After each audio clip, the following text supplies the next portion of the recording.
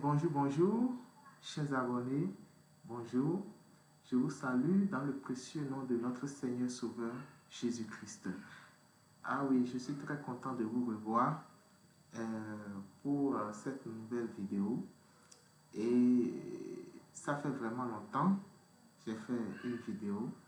Alors maintenant, j'ai décidé par l'aide de Dieu qui a permis de continuer la vidéo sur les sujets sur lesquels nous étions en train de parler. Parce qu'il est important que vous soyez dans toute la vérité. Donc, je vous demande d'être vraiment scotché, de vous abonner et si vous n'êtes pas encore abonné, de vous abonner pour ne rater aucune autre vidéo. Alors, cette chaîne est pour ceux-là qui ont soif de la vérité. Je le dis toujours. Parce qu'il y a des gens qui veulent connaître la vérité. Alors, elle est pour eux. Et non pour ceux-là qui veulent vraiment ne rien faire avec. Non, non, non, non. Jésus a dit, venez à moi, vous tous qui êtes fatigués, chargés, et je vous donnerai du repos. Donc, Jésus est là pour ceux qui sont fatigués, qui sont chargés, ceux qui ont des soucis de la vie, ceux qui ne savent pas où mettre la tête, ceux qui ont des problèmes et des difficultés à divers niveaux et qui ne savent pas comment faire. C'est pour ceux-là qu'il a la solution. Pas pour ceux qui n'en ont rien à foutre. Vous allez voir que ceux-là qui n'en ont rien à foutre, ceux qui disent c'est juste des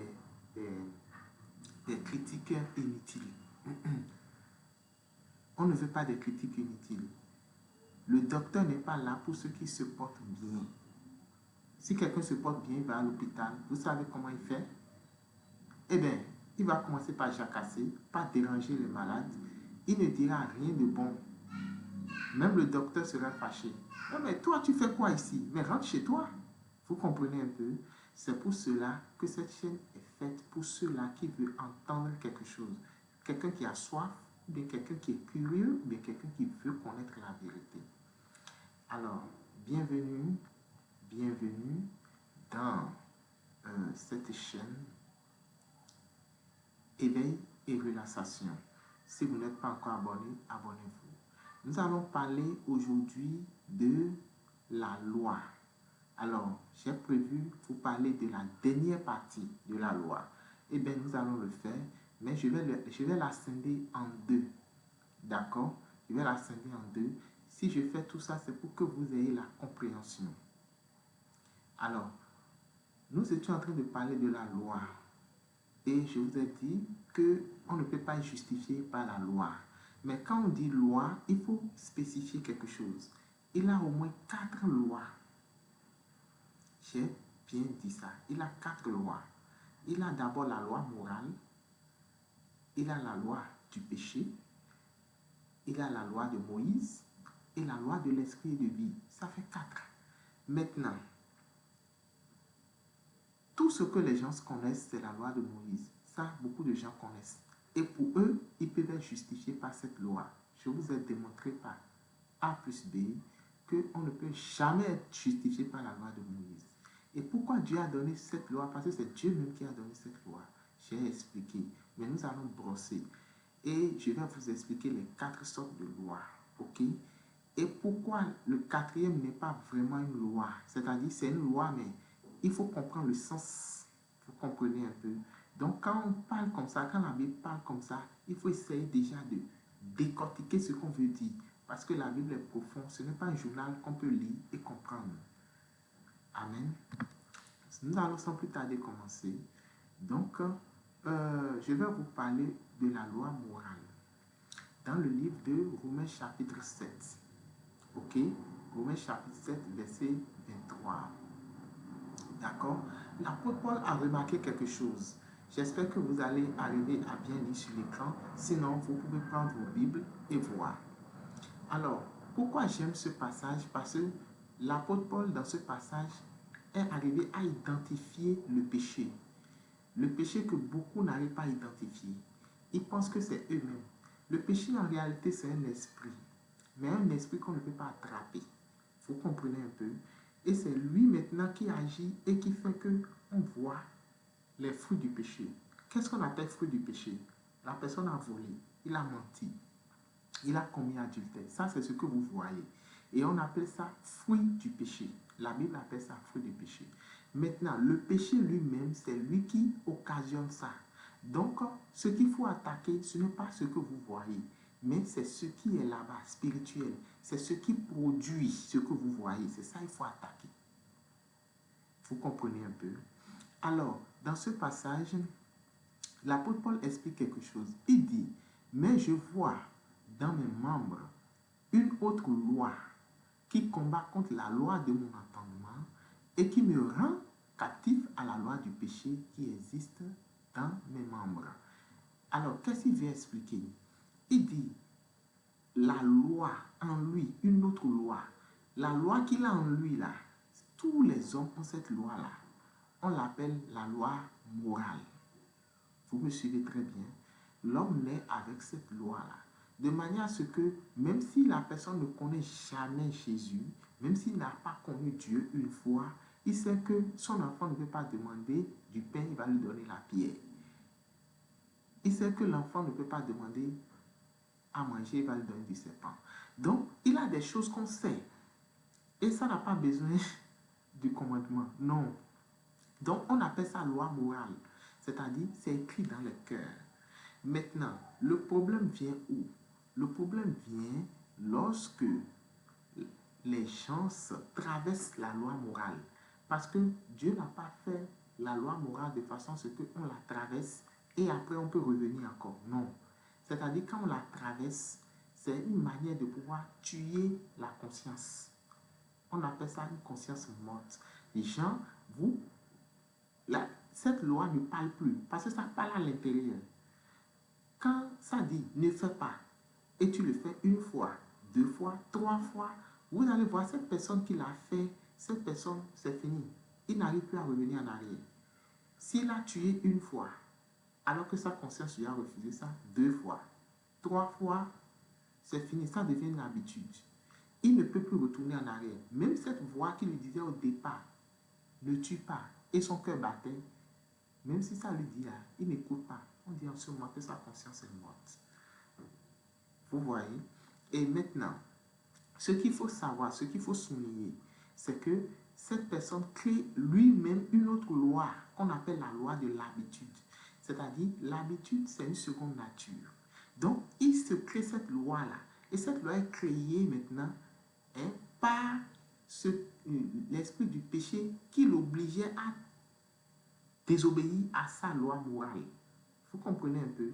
Et c'est en ce moment, on parle de la loi du péché ou bien la loi d'habitude. Cette loi est créée par la personne même. Lorsqu'il traverse la loi morale, il se crée en même temps l'autre loi qu'on appelle la loi de l'habitude ou bien la loi du péché. Et c'est ça qui va guider sa vie de mal en pire. Vous comprenez un peu? Et ce que vous devez savoir aussi, c'est que quand c'est à cette étape, la personne a besoin nécessairement d'un sauveur. Pour ceux qui sont intelligents, ils savent qu'ils ont besoin d'un sauveur. Parce qu'il ne peut plus faire marche arrière. Il a commencé par fumer, pour laisser la cigarette, c'est compliqué. Il ne peut plus faire marche arrière. Vous comprenez? Il a beaucoup de choses. Je ne vais pas aller dans les détails.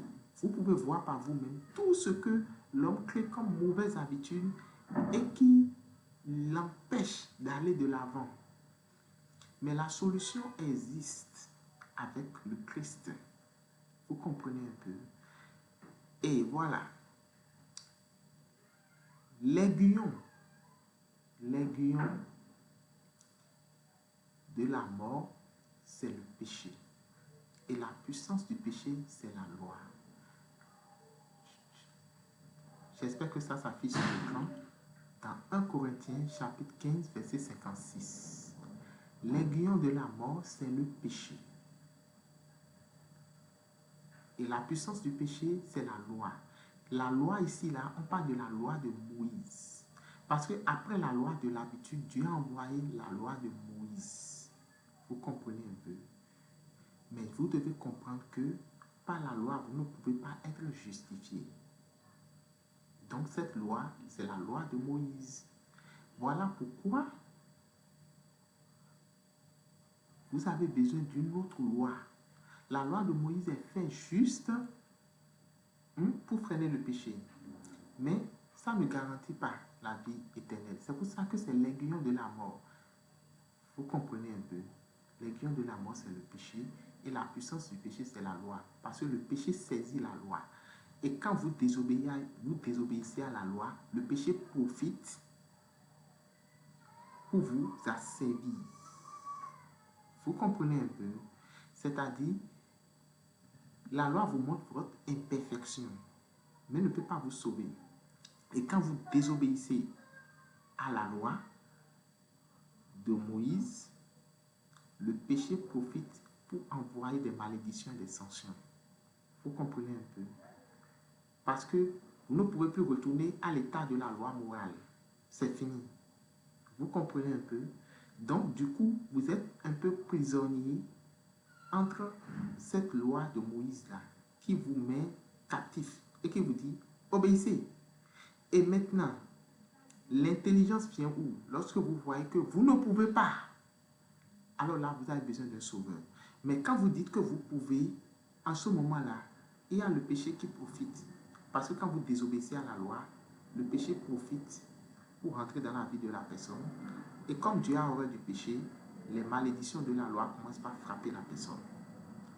Je pense que je me fais comprendre. J'espère que je me fais comprendre. C'est pour cela, vous devez comprendre que le péché empêche les gens de pouvoir faire le bien. Le péché, quand c'est dans la vie de la personne, ça empêche la personne de faire le bien. Et je vous ai expliqué le péché là, c'est quand vous désobéissez à la loi morale que cet esprit-là, cette entité-là vient dans la personne. Il vient posséder la personne en quelque sorte. Vous comprenez? Et c'est un esprit vraiment, vraiment têtu. Il se fait passer par vous. Et tout ce qui fait de mal là, il vous fait croire que c'est vous-même qui le faites. C'est le danger ça. Mais c'est à des moments donnés seulement que vous vous rendez compte. En ce moment, vous avez des regrets. Vous comprenez? Mais quand vous ne vous rendez pas compte, vous vous disiez que c'est vous-même. Vous vous mettez en colère au point où, frappe-le, allez, tue-le, allez, fais ceci, poignarde-le. Mais vous ne vous rendez pas compte que ce n'est pas vous-même. Il parle textuellement comme si c'était vous. Alors l'apôtre Paul dit dans Romains chapitre 7, verset 11, quand le péché ayant trouvé une occasion par le commandement me séduisit, ok, et par lui me tue. Vous comprenez un peu? C'est-à-dire, l'occasion que le péché guette là, c'est que vous désobéissez au commandement. Et après ça, c'est la mort. Vous comprenez? Donc, le commandement de Dieu, c'est pour que vous voyez vos imperfections. Pas pour que vous respectez. Je me fais comprendre, j'espère. Parce que là, je vais écouter tous vos commentaires. Avant, j'avais arrêté les commentaires parce que ce que je disais était important. Je voudrais que les gens suivent d'abord avant de poser des questions. Donc, je pense que cette fois-ci, je vais tolérer les commentaires. Amen. Donc, j'espère que vous avez compris cette partie. Donc, le péché maintenant pousse les gens à faire le mal qu'ils ne veulent pas. C'est ça l'apôtre Paul a détecté. Quand vous lisez tout le chapitre 7, vous allez comprendre. J'ai pris seulement quelques versets pour vous expliquer. Le verset 20 dit, « Aussi, ce que je ne veux pas, moi, je le pratique. Ce n'est plus moi qui l'accomplit, mais c'est le péché qui habite en moi. » Vous comprenez un peu? Ce qu'il a détecté là, beaucoup de chrétiens ne détectent pas. Lorsqu'ils font quelque chose, ils se disent, oh c'est moi, oh j'ai fait ceci, oh j'ai menti, oh j'ai fait ceci, j'ai commis adultère. Vous voyez un peu ça? Ils commencent par se plaindre. Et en faisant ça, ils ont la culpabilité. Et ça les plonge. Ça les plonge dans les mauvais trucs. Vous voyez un peu? Donc, ce qu'il a lieu de faire et de comprendre, c'est que vous devez savoir, vous devez détecter comme l'apôtre Paul que ce n'est pas vous-même qui le faites. Parce que Dieu a créé l'homme droit. Donc, quand vous faites quelque chose de mal, ce n'est pas vous. C'est le péché qui est en vous qui fait cette chose de mal-là. Donc, vous avez besoin d'être délivré de cette chose-là parce que cette chose-là vous contrôle au fait et contrôle vos émotions. Donc, pour être délivré de ça, vous avez besoin d'une autre loi. Vous comprenez? Parce que c'est une loi qui va primer sur une loi. C'est comme les feux de circulation. C'est interdit de brûler les feux de circulation, n'est-ce pas?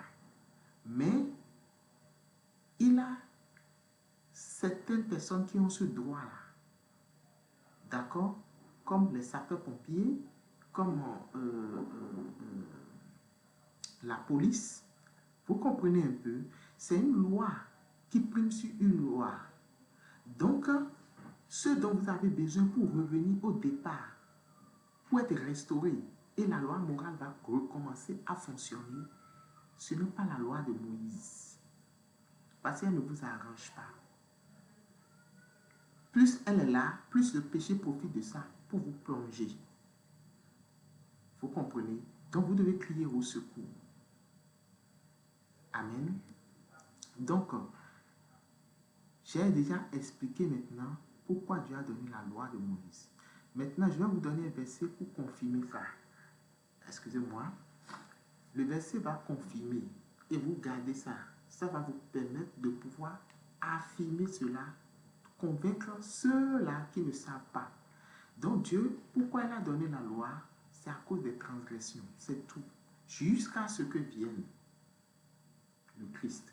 Donc, jusqu'à, c'est-à-dire, c'est pour un temps. Ça doit durer un temps. Donc, si le Christ n'est pas dans la vie de la personne, la loi est toujours là pour le maintenir. Sinon, le péché va l'amener à faire du désordre. À cause de la loi de Moïse, cette personne a peur. Ah, si je tue maintenant, on peut me tuer. Ah, si je vole maintenant, là, c'est la prison. Vous comprenez un peu? Donc, à cause de la loi de Moïse, il se tient. Mais il n'est pas encore affranchi. Vous comprenez un peu? Donc, ce qui va le rendre libre vraiment, c'est une autre loi qui viendra détruire la loi de l'habitude qu'il a créée lui-même. D'accord? Et cette loi-là, on l'appelle la loi de l'esprit et de vie.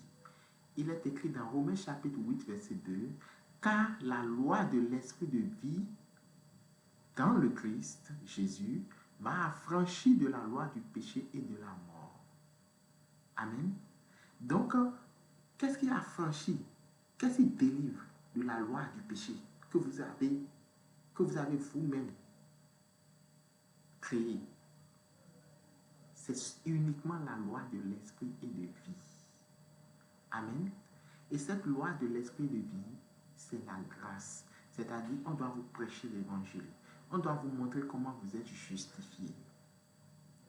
Et si vous croyez en cette bonne nouvelle, cette loi de l'esprit de vie vient maintenant briser la loi du péché de la mort.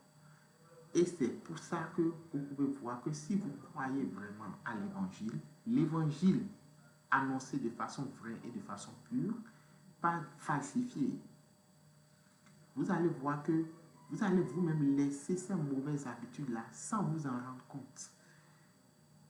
Parce que c'est une loi qui détruit une loi. C'est spirituel. Ce n'est pas un truc que vous avez besoin de voir. C'est une guerre intérieure. Et vous allez voir, même si vous volez avant, c'est un exemple que je donne, vous ne volez pas. Donc, la personne qui vole ne va plus vouloir encore le faire. Même s'il le fait, il va le ramener encore. C'est-à-dire, il ne sent plus d'intérêt à faire ces choses-là. Pourquoi? Parce qu'il a été affranchi. Et maintenant, il retourne au départ. La loi morale fonctionne maintenant en lui. Et l'Esprit de Dieu maintenant soutient cette loi morale. C'est ça qui est la force. Parce que sans le Saint-Esprit, la personne ne peut rien faire. Il va retourner encore dans le péché. Donc, ça vient soutenir et sceller cette loi morale-là en lui. et de manière à ce que cette personne commence par faire les choses qu'on appelle les actions justes. Amen. N'est-ce pas merveilleux? Amen. Donc, aujourd'hui, je vous ai parlé de 4 lois. La loi morale, la loi de l'habitude ou la loi du péché, la loi de Moïse qui vient pour freiner et la loi de l'esprit de vie qui vient pour délivrer. Maintenant, pour être en possession de cette loi de l'esprit de vie, il faut écouter l'évangile. Et quel évangile? L'évangile. Il faut écouter le vrai. Et nous allons parler de ça la prochaine fois. Restez scotchés et ne ratez pas cette partie, car ça va être très, très, très intéressante. Et s'il faut encore que je vous brosse, que je vous donne quelques révélations de la loi, je le ferai avant de parler de la loi de l'esprit de vie qui est la grâce. D'accord? Et la grâce a cette manière de fonctionner qui est totalement différente de la loi de Moïse. Et vous devez être en contact avec ça pour savoir que Dieu n'a pas mis l'homme là pour le faire souffrir. Dieu a tout arrangé. Dans la grâce, vous avez une telle facilité de vivre, vous êtes à l'aise et vous n'êtes pas condamné. Je vais vous montrer tous les passages qui ne vous condamnent pas. Satan ne peut pas vous condamner, les sorciers ne peuvent pas vous condamner, les démons ne peuvent pas vous condamner. Vous voyez à quel point vous êtes heureux? Rien ne peut vous condamner. La culpabilité disparaît de votre cœur et vous vous sentez léger, vous vous sentez libre. C'est pour ça qu'on appelle ça la loi de la liberté, la loi royale. C'est ce nom. Et c'est écrit comme ça dans la Bible. Mais vous devez savoir ça. Ok, soyez scotchés. On se donne rendez-vous la prochaine fois. Que Dieu vous bénisse et qu'il vous fortifie. Shalom.